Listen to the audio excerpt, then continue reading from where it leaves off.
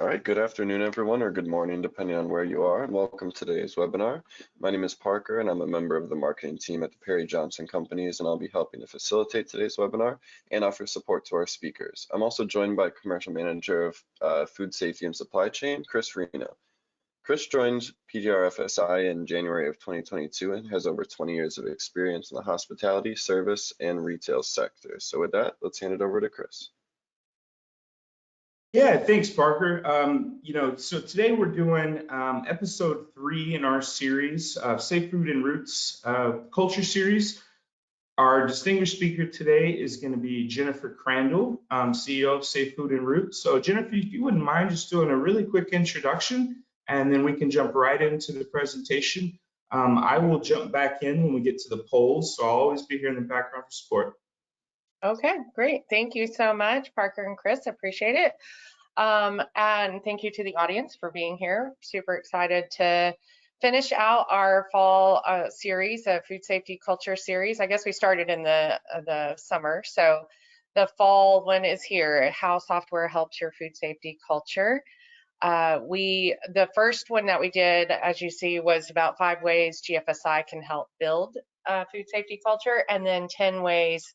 In August, we talked about 10 ways to develop food safety culture, and that was more outside and more broad. So if you missed those, I know you can go on the Perry Johnson registrar's page and find the previous recordings of those if you missed them. And then if you didn't miss them, then I hope that you got a lot out of them, and we will jump right into the software here in a few minutes. For those that are joining that I've never encountered, so just so that you have a little bit of historical background of me, I have a food science degree from Purdue University and have spent the last 25 years in the food industry becoming an expert on what I would say mostly supplier compliance management processes and the food safety processes that support it and are helpful for retailers and wholesalers.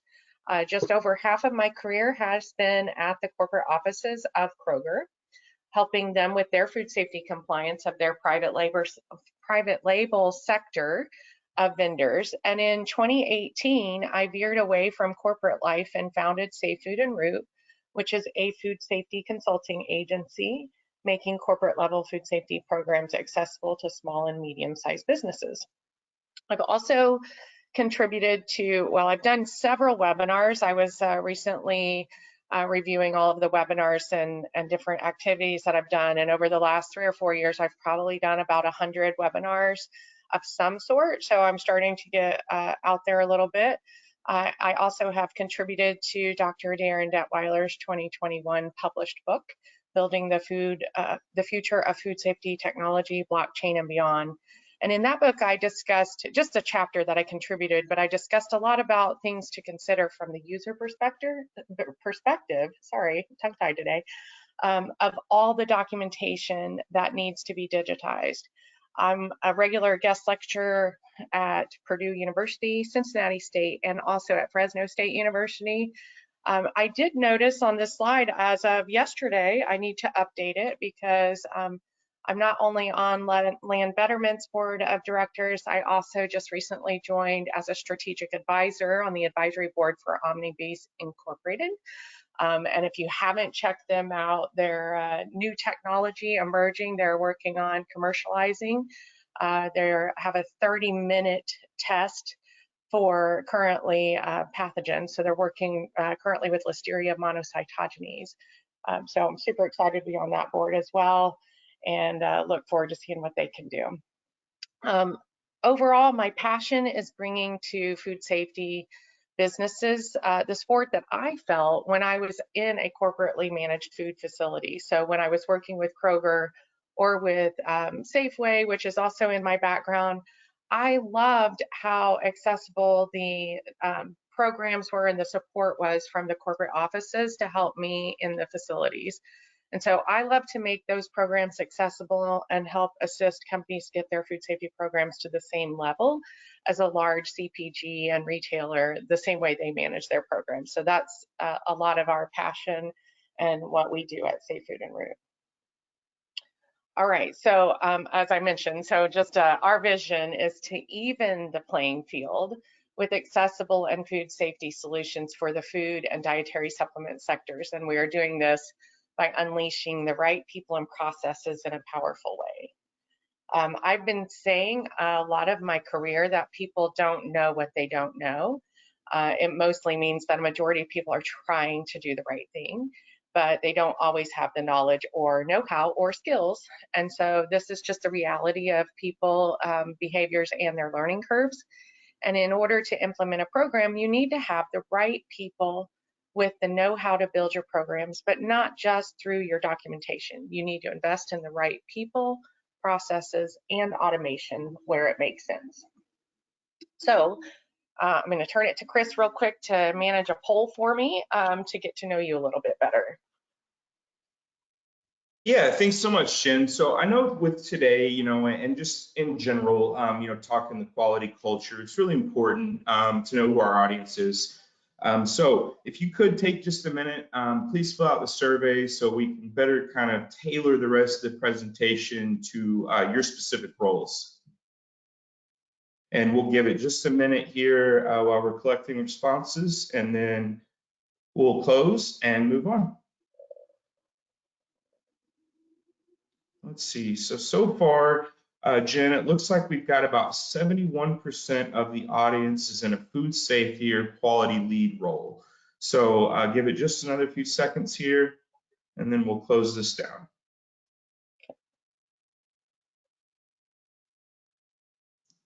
Okay. All right. So now we're sharing the results here. And like I said, pretty overwhelming number of food safety and quality, followed up by sales and marketing and production other. Awesome. Okay. Well, thank you for filling in that poll for us. It's a little early in the webinar to capture everything, all the people. So hopefully more people join, but that does give me an idea of who's sitting here. So real quick, I'm just going to revisit a little bit of the things that we discussed in the first two series, not spend a lot of time on it, but just kind of revisit it. So one of the things that I did was take the definition of culture from the Merriam-Webster dictionary, and I just like put into it some of the food safety into it, like pull food safety factors into it so that we could look at it. So I'll just read it real quick. Beliefs, social forms, and material traits of the workplace that share attitudes, values, goals, and practices. And then I added that support food safety. And these set of food safety driven values, again, adding food safety, this set of driven values are in place in every practice of the company and are an integrated pattern for all employees. And so we talked about that in the first series, and we also talked about how GFSI can help with that. And GFSI has part of these 5 different critical content for the vision and mission that they grade you on. So these are like built into the benchmark processes. And it includes vision and mission. Again, that kind of defines the beliefs and the social forms and the material traits of the company. It also sets the goals and practices. And then people, they demonstrate the attitude and develop a consistency amongst their processes. And then values are demonstrated by the people's consistency and their adaptability to change. And then including hazard and risk in their awareness in the practices helps all employees stay consistent and focused on a food safety culture. It really does start with that vision and mission and the top-down support of the people. And I know, like, based on who is on the webinar, again, I think this was very similar to the last attendee list, that there were a lot of people on here that were in the food safety quality environment. So I'm a bit preaching to the choir, and I get that. But as you are mostly aware, that it really makes a big difference when leaders are doing a top-down approach for it. So it cannot just start with the FSQA team, the food safety quality assurance team. It has to be lived and breathed, and it needs to be a core value of the company. So that's what we talked about in part 1. And then in part 2, similarly, we talked about, and apologies, it is still automated. I'll jump in though and just to share all of them. We talked about 10 different features or things that you can do to develop food safety culture and be a part of your daily strategy. So this was outside of GFSI, but it is built into all of the GFSI benchmark audit schemes. So you can do it without GFSI schemes.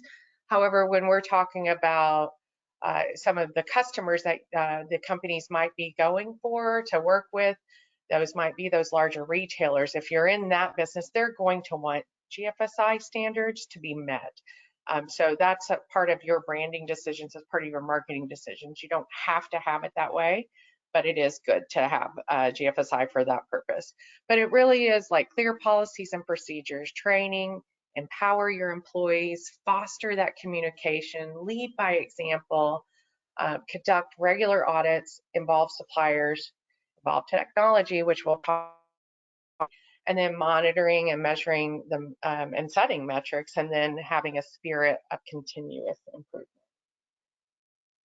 All right. So quoting again, I had 3 quotes before. So the first one that I shared in the first one from the first webinar in this series was from the drop-in CEO. The worst time to mitigate a crisis is when you're in the middle of one. And that's very true. And in part 2, we focused on a quote that I pulled for myself, was practice makes habit. Just like any discipline in your life, habits help you be better prepared. So you practice what, your habits become your practice. I just recently heard a football story about somebody making a mistake, and the coach was like yelling at them on national television about, how many times have I told you? And it just made me realize that that coach was probably yelling at that team member because they were practicing a bad habit instead of correcting it. So it's really important. But part 3, we're going to focus on one of my favorite quotes from Oswald Spengler, that technology is one of those non-obvious things, and it can be a great thing. So the secret of all victory lies in the organization of the non-obvious. I think that truly is a part of the equation for victory in food safety culture. It's obvious to do a HACCP plan and a food safety plan. It's not always obvious to companies to make it easy on everyone, to involve, handling the paperwork easier. It's hard to justify that, to get like in your mind an ROI or return on investment that makes sense. And so we're going to talk about many of those things that you can organize using software, and figure out how, kind of talk through some of the just various perceptions. And so perception is one of the things that I'm going to bring up first, because I think that it's just an interesting point of view that a lot of people might have. And this is a picture of Crystal Washington. I put her her page on here. Her perception in a conference I recently attended, she is a futurist, technology strategist, and an author. And she was one of the keynote speakers, and it was a great speech. But one of the things that she really honed in on, and I just thought was interesting, was how technology has become so much a part of our lives that we're nearly cyborgs as humans. And so she was just talking about how your phone has become an extension of our body. And this was very opposed. She was like, I want to be clear, we're not humanoids or androids where the computer is built first and then the human is overlaid on them. The cyborgs are humans with computers as part of their build. And I bring this up, and I think it's really an interesting way to look at it, because again, it's perception. And a lot of people have negative impressions of bringing software in, or artificial intelligence, or digitizing paperwork, and where risks might be.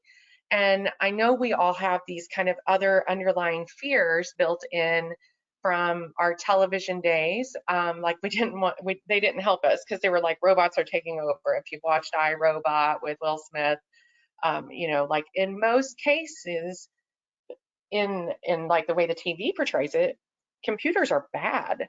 technology is bad, but in reality, most cases, technology has improved our way of life. And so I want us to go in with that perspective as we're thinking about software.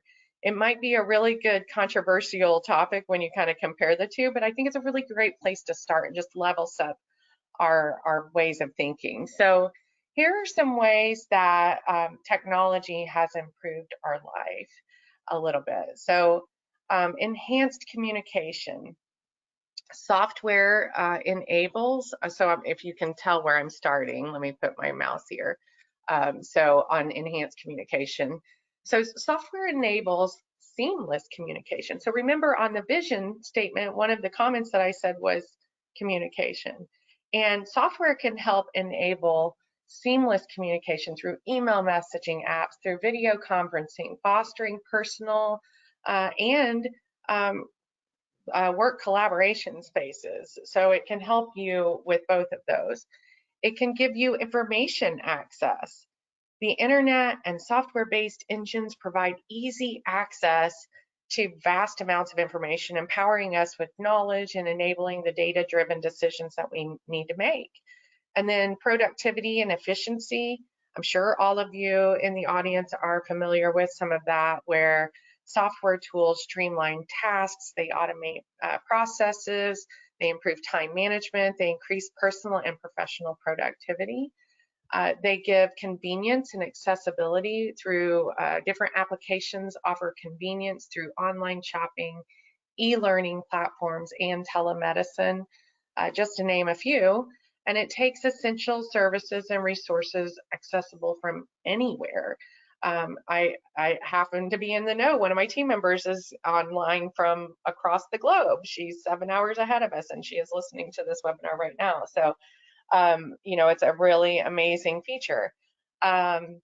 Entertainment and leisure. So of course, we look at it from a professional side, but there's also a benefit on the human side of entertainment options include streaming services, video games, social media platforms.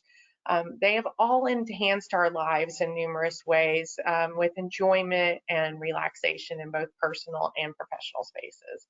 And then finally, continuous improvement. So remember, again, like the 10 list, the list of 10 things that I mentioned in the second webinar, and in the first one, we talked about a spirit of continuous improvement, and technology can help us with that. So the conference that I mentioned that I attended was a cross-sector conference of all types of technology. So we could share our knowledge across different industries.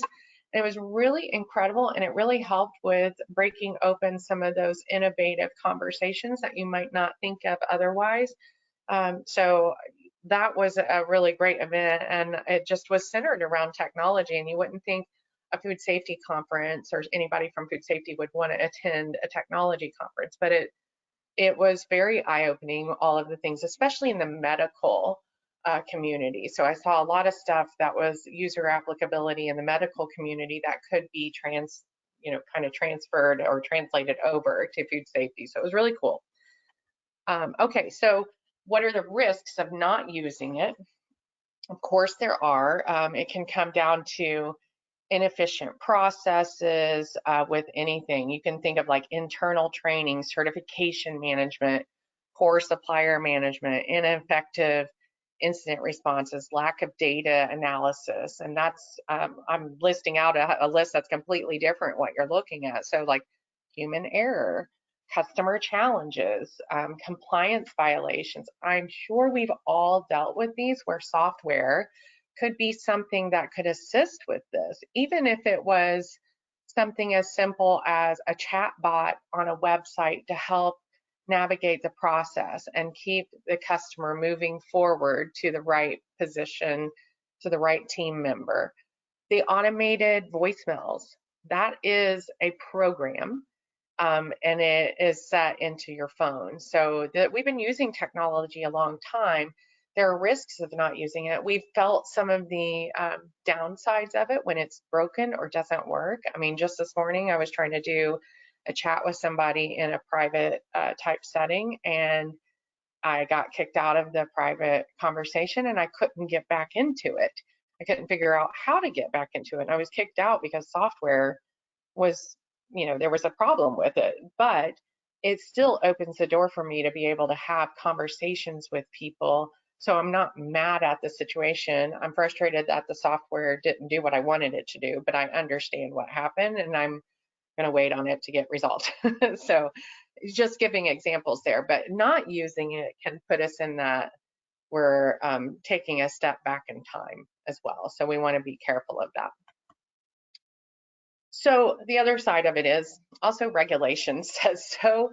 And I've shared a lot of the new era of smarter food safety blueprint that the FDA has put out there. It's not regulation saying you have to do this yet, but they really are encouraging us and pushing us towards this as part of our food safety culture to have tech-enabled traceability. Traceability FSMA 204 is becoming in effect in a few years, and digital management of your documentation and your just any of your lot code information from farm to fork is becoming something that's really going to be difficult to manage if you don't have digital systems in place.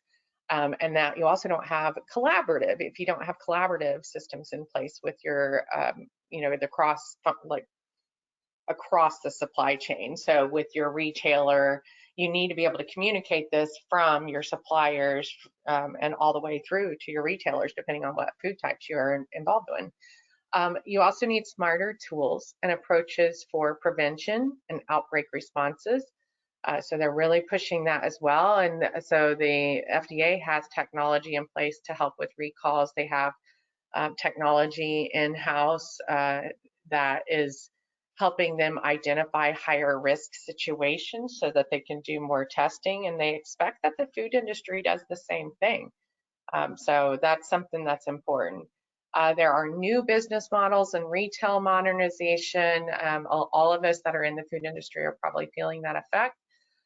Food safety culture from farm to fork is also something, again, it's what they're paying attention to. So if you notice all of these pillars on the new era for smarter food safety, utilize technology in some form, even in food safety culture. So it's embedded, the FDA is expecting it, so we need to continue to press towards that.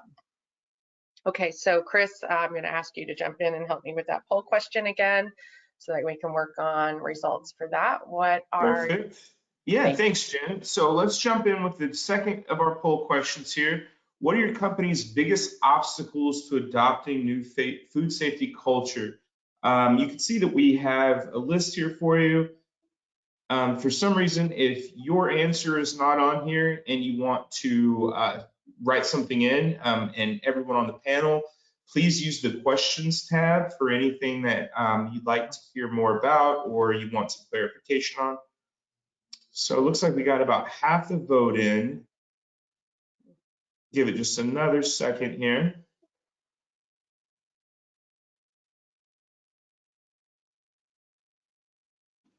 Okay, so about 50% of the votes. And let's just go ahead and close this and I'll share the results now. Interesting results. I was watching it go down trying to see where we landed. And so it looks like we're 40% where technology is a low priority. 20% is it's too expensive, and 40% is it's just part of their continual improvement program. So it's interesting. Eclectic mix. Thank you for taking over on that. So it lends to like things that we have to consider. I'm not going to spend a lot of time on budget discussions. I know that sounds like that's a little bit of a trouble spot, but I think these things to consider will help with that discussion so that you can find that return on investment and why you want to shift that way. So when purchasing software that may or may not integrate with existing ERP systems, enterprise resource planning, and SAP systems, which stands for Systems, Applications, and Products and Data Processing. It's a mouthful, that's why everybody says SAP. When you're buying ERP and SAP systems, companies need to really carefully consider several factors to ensure a smooth integration process and maximize the value of the new software. So here are some important things to consider, and it includes the integration capabilities. Considerations that I put on here, that's on the bottom one on the left side under IT considerations. So it's assessing the software's integration capabilities and whether it provides APIs. I'm going to use a little bit of software lingo, sorry. So application programming interfaces is what API stands for. And really what they are connectors that enable some seamless communication with your systems. So if you're connecting it to ERP, if you're connecting it to SAP systems, look for these pre-built in integrations or support that allows for common integration standards. And so that's something you want to discuss in your software decisions. Data compatibility. So we're going to go up that left side on the slide. So ensuring that data formats, structures, and protocols used by the new software align with those of your existing systems. So incompatible data formats can lead to data transformation challenges during integration. So you really want to make sure your data is speaking the same language. And these are things that your IT group in your company will talk through, but it's other factors that you have to consider because that can delay the process of getting it implemented. Data security and compliance. So consider how data will be transferred between systems and whether sensitive information will be adequately protected during that integration. I mean, we're all victims of cyber like breaches, like major health organizations just sent me letters, like one of our insurance companies just sent us a letter that they had a data breach. These things happen all the time, and these are the places that they happen is whenever you have some kind of protection, encryption, or that sort of thing going on at this connector point.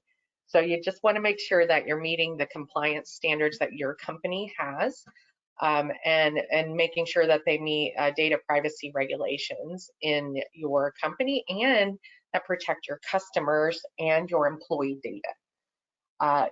Then we're going to flip to the other side for convenience, and I'm going to go bottom to top again. So customization and configuration. Determine whether the software can be customized to match your business processes and data requirements.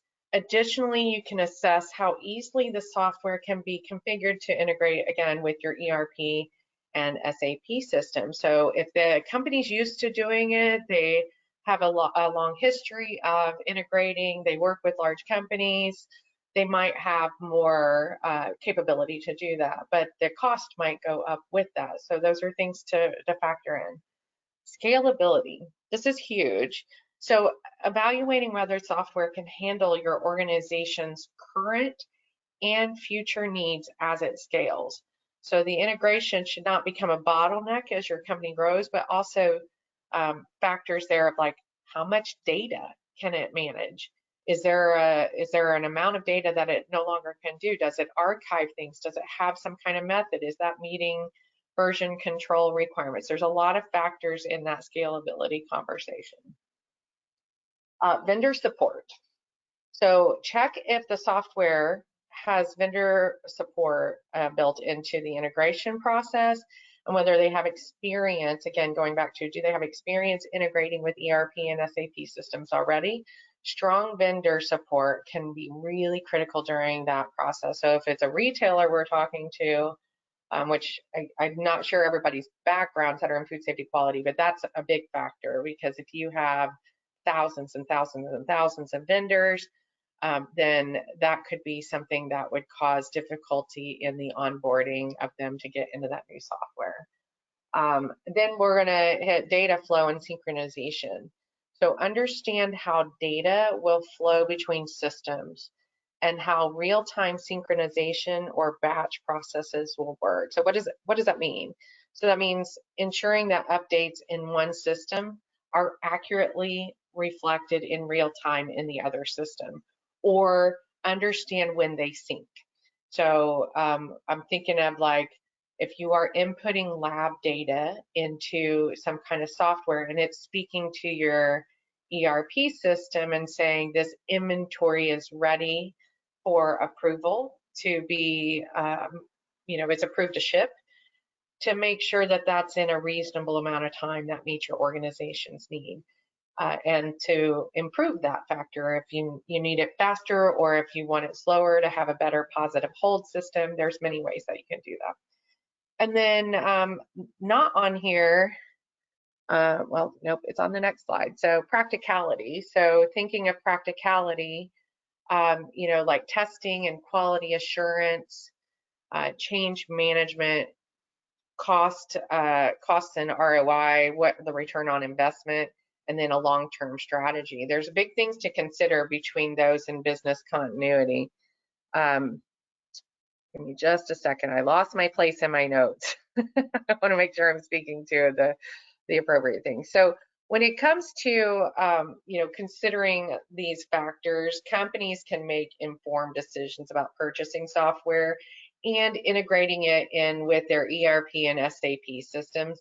Ultimately, that leads to a more successful implementation, and it improves operational efficiency, because you really want to make sure that you're not causing hiccups in your current processes. That's the biggest thing, and I think that's one of the biggest things, that obstacles that come up on integrating software.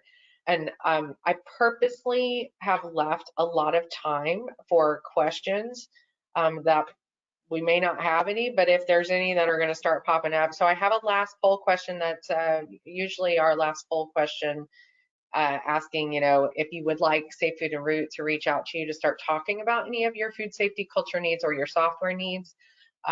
So that is my next slide, but I did want to open up the door a little bit, and Chris, you and I could have a little chat if we want while that poll's going, to just talk through any other factors that we might be able to talk through related to software technology. And I did that on purpose. Thanks, Jennifer. I think you're right. I think it's a very difficult conversation, and we can see from the earlier poll results where 40% said that, right now technology is not a high priority.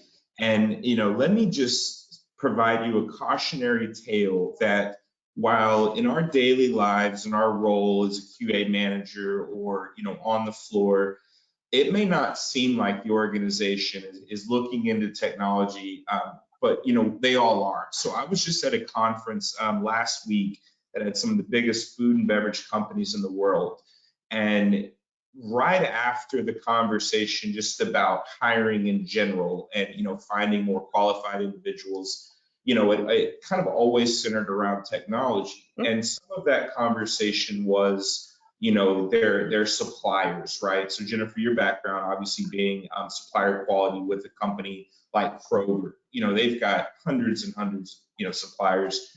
So whether it's a conversation about my supplier wants me to use some sort of track and trace technology, or we're trying to eliminate things like counterfeiting on our really high-end bourbons or something like that. It's definitely a conversation that's really all around the food industry right now. I think it's really important to have a voice, for the quality assurance managers on the phone to understand that, they have a voice in what sort of system is going to be used, and make sure it's as user-friendly as can be. Mm-hmm. Definitely. I think, like I was at, so I mentioned my background, and several years I was with Kroger, and one of the most revealing, eye-opening projects that I was on there was related to software and building up a new software tool in-house to collect supplier data. And I mean, like, the reason, it was years in the making. So it's also, when you're dealing with things like this, there are so many factors to consider. We had an entire project management team that was a part of it, they were called project management. I think it was integrators. There's a PMI certification where they really look at it through a lens of almost like a Gantt chart. Like you have to do this. There's a lot of dependencies. Once you do this, you have to go on to the next task, and then on to the next, and then on to the next.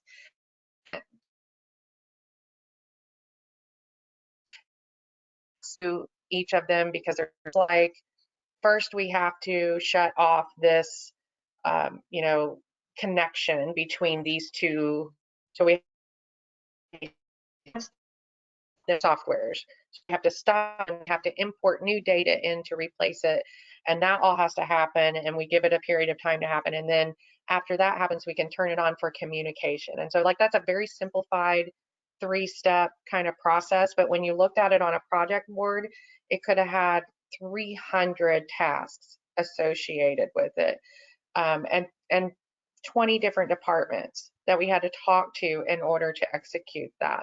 So it's, I mean, there's a lot of change management to do with people and with processes and systems, and it gets really confusing if you don't have somebody leading that, and if you don't have the voice. So that was why I was on that team, was because I was the voice of the food safety people, the food technology people. So I was one of the voices, and I was the business lead on that project to give that lens, because if not, you know, we know as food safety quality people, we're going to get left behind, and then all of a sudden we're having to deal with things that don't work. So that's part of that food safety culture thought pattern anyway, right? Like the FDA concept in mind, right? So right, and you know, and you talk about things like knowledge loss when you've got, you know, employees that have been with the company in some cases since the inception. You know, maybe employee number 5, right, and they've been there for 25 years, and so much of the role and what they do is really just you know, it's not written down anywhere. So things like software, you know, I know that it gets a bad rap because right now everything is AI. You know, AI wants to replace us all. And, you know, I make that joke a lot internally with our teams, right? And I'm a sales guy. I'll be one of the first to go. But at the end of the day, you know, it's a lot of traceability exercises that are now being required by the schemes, whether it's a GFSI scheme, you know, things like California Proposition 12. So many of these things now have, you know, a very intricate track and trace, you know, regulations and rules written in there. And so I think it's really important that we sort of, as a community, embrace the technology and like you said, have a voice in the implementation, how it's going to work within our teams. yeah, absolutely. So I'm gonna pull it in a little bit. I don't know if anyone's asking any questions. I haven't seen any come through, but let me just double check before I say that. So I don't see any. So I'm going to pull it in, rope in a little bit of a summary on this, like beliefs, social forms. Again, this is the summary. This is the definition I said before. Material traits that have attitudes, values, goals, and practices that support food safety. The practices is where this automation comes in. It helps support that. It helps give us that continuous stream of information flow, of communication. And so like when the software comes into play, just having those like different, I mean, even my company, as we grow, and I'm sure anyone that is sitting here that has worked with us before sees our growth, like we're constantly in a state of continuous improvement, trying to figure out how to get well-oiled machine to work even better. Like how can we shave some communication here? Can we do a button or a green light, you know, something even like a stoplight chart. So red light, green light, and then a yellow light if there's caution. And you can use those kind of tools from, you know, something as simple as a spreadsheet. I don't recommend using spreadsheets because that data can get corrupt on you quickly, especially if it has too much there. But you could pull that into a software and have that as a dashboard to make quick, concise, fast decisions related to like what's in trouble, what do I need to focus on, What do I need to, what can I just leave alone? It's working fine. It's, it's working the way it's supposed to. So it's in the green. If it's red, it needs my attention right now. It's urgent. And there's technology out there that does that with, I think about like coolers. I remember like process efficiencies whenever I was working at a dairy. This was back in Kroger days too, but it was in way back in my early career. I started out in one of their manufacturing plants, and they had this tool that you would look at a dashboard on your computer screen. And this was way back in '99, guys. Like, we've had this a long time. And it was basically telling me the what lines were down out of like 25 lines that were running. What lines were down, why were they down? And there was inputted data that was communicating from the floor to my office to let me know that was there. And that's part of the practices, is like, okay, once you get a tool like that, how do you add that, to your different methods of management, and coaching that through to the rest of your team. So I think. Well, so you mentioned, you mentioned coaching, and I think one thing that's also important when evaluating software tools for your business is to look for something that has some teaching tools on it, things like training, because when you're talking about food safety culture and, safe food culture, just in general, a lot of that comes back to making sure that, your team is trained and knows what they're doing. So a lot of these software tools will also have, some basic training on there. Those are some of my favorites. Obviously, there are a lot of options in the marketplace. I would suggest doing your due diligence and finding, of course, what's going to be the most applicable to your organization. But don't overlook the training aspect. Right. That's a very good point. Training can be done, like you can have an implementation.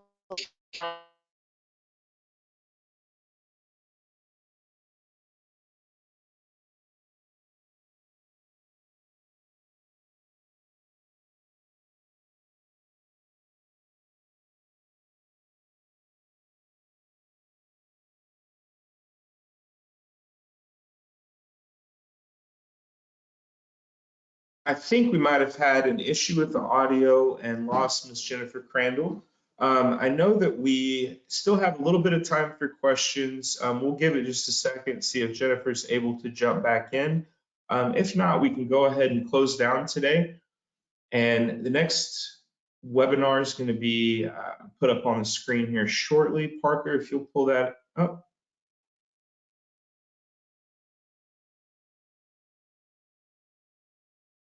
I'm sorry, what were you looking for me to pull The future webinars. I believe our next one is going to be on October the 17th.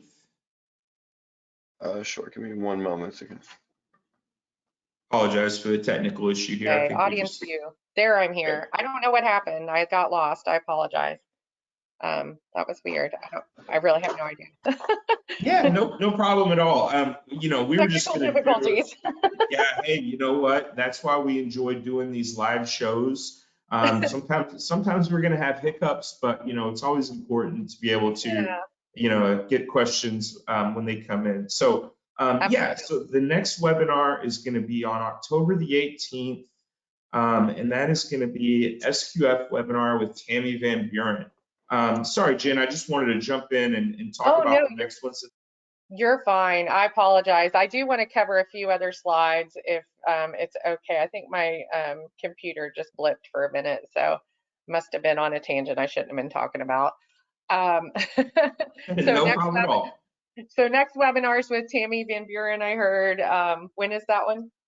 That's going to be on October the 18th. And we're going to really do a year in review. That'll be a really good one. I like data, so we're going to talk a lot of analytics. Yeah. Well, let's do a quick SWOT analysis on technology with food safety culture. And this is just food safety culture first. So clear policies, procedures, like these are strengths of food safety culture. And when you do a SWOT analysis, the goal is like, so what, right? So there are really clear benefits to adopting a food safety culture. The policies and procedures can help with efficiencies and solidify your leadership commitment. They also help solidify training of employees. They promote communication, And then technological advancements are happening so quickly. Global standards such as GFSI give structure and help to build your customers' trust along with the consumer's trust, and they really help give that framework. So like, what is the so what statement of this? It's developing a food safety culture is essential for the food industry to ensure the safety and quality of products. While there are strengths, opportunities, organizations should be aware of the weaknesses and threats. So by leveraging their strengths and capitalizing on opportunities, organizations can mitigate weaknesses and threats to build a robust food safety culture that protects consumers, enhances their reputation. That's a lot of things to, well, words to say. So let me kind of break it down. When you look at your strengths here of like, yeah, it really helps you get solid on processes, procedures, programs, training your team, your communication gets like really cleaner, and then you have all of these global standards to help build that customer trust. It comes back to not just your customers like Kroger's and Walmart's and all of those, your consumers will trust your brand name, and that will help build your brand. So it feels like a very indirect return on investment, but ultimately, aren't you trying to sell your food or your product? The weaknesses, though, is it can be really resource intensive. And when you look at all of the things, especially to meet like a GFSI requirement, that is really a lot of paperwork. And even being preventive controls, when you come down to some of the FDA and regulatory requirements, is really intense for the food safety quality person. That's why I keep preaching, like, it can't just be that person that is in charge of it. And so, and also there's a lot of resistance to change. And then we get complacent whenever it's just checking off boxes, right? So there's a lot of weakness built into it, but we still have all these threats of emerging pathogens. We have supply chain vulnerabilities. I mentioned the reputational damage, competitive pressure, regulatory changes, recalls. You know, the list goes on quite a bit. And all of us in food safety, we know that area, like, we know and understand the risks here. We get nervous and we start bluttering them out, but we really need to maximize as our communication to our upper management about the benefits that really fall into that opportunities sector of the SWOT analysis. So we'll talk real quick about the technology side of it. You know, strengths that we have: training and education, real-time monitoring, data-driven feedback. I've mentioned all these throughout the presentation, compliance assurance, and then I'll jump to the opportunities. It helps improve those training effectiveness. You could gamify your training. How fun is it to do the quizzes in the software so you don't have to track it all? Your attendance is done in the software. So going back to that resource intensity, you know, that you have on just food safety culture, these are tools to help you track it better. And then you can build that continuous improvement. It could give you automated reminders of this training's due on this date for this person and plug in everybody. There's lots of tools out there like that. And then it also creates this space and an opportunity for global collaboration.